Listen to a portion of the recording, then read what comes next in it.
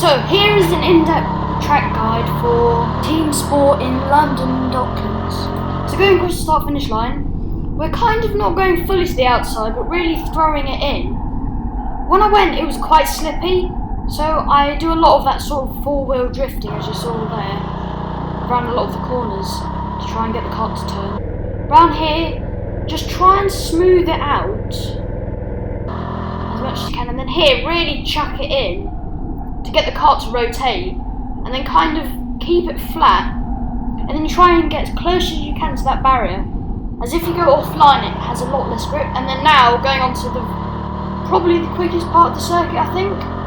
Going up the ramp, going really quick onto this really bumpy wooden stuff, and you're going for a late apex, because if you turn it too early, it sends you off wide. I did go slightly wide there, but not too bad. Use that metal thing as a braking point, and get as close as you can there. I went very, very close to that inside, and use all the exit as you can. And then see that pole there?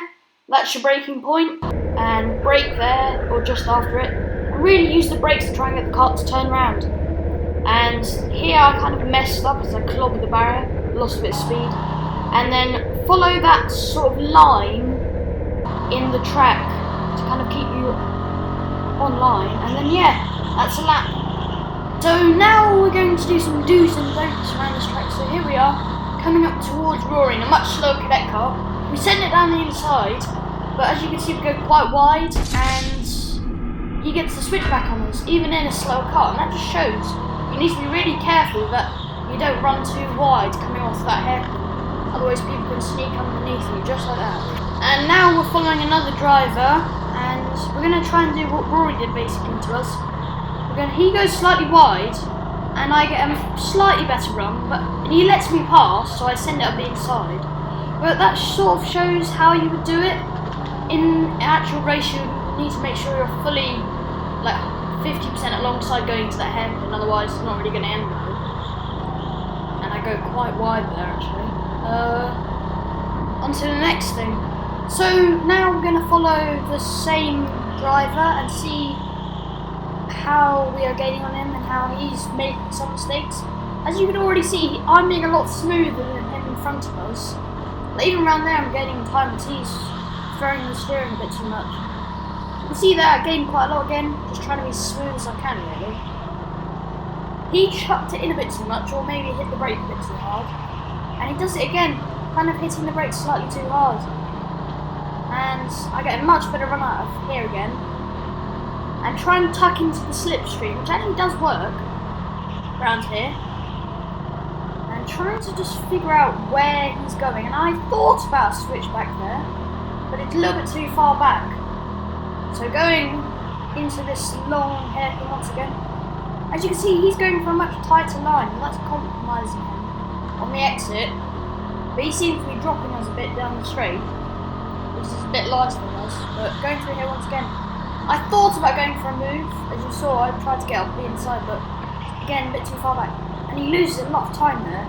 I thought he might have spun, so you saw I went a bit wide and tried to avoid something if something were to happen.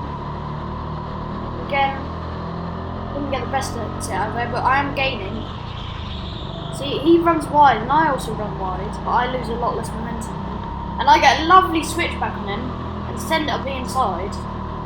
So that's a very good move actually. I'm actually going to replay that and tell you how I set that up. So as you can see, I am gaining on this guy in front of us, and we both run quite wide, but I get a better exit, and he, as you can see, he's still turning. So he's had a very late turn in, and I can see the gap, so I go for it. Luckily he sees us, so he lets us have room, and making sure we get up the inside fully like that, and making sure we don't run too wide.